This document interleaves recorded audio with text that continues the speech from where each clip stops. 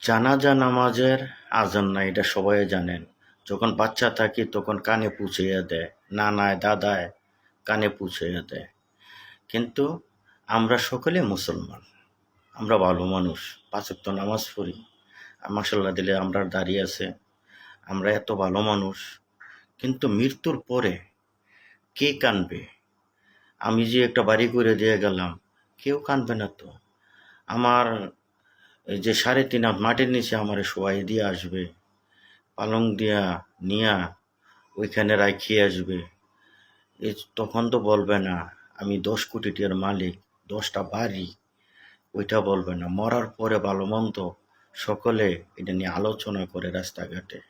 এটা বাস্তব, এটা সবাই চিন্তা করতে হবে।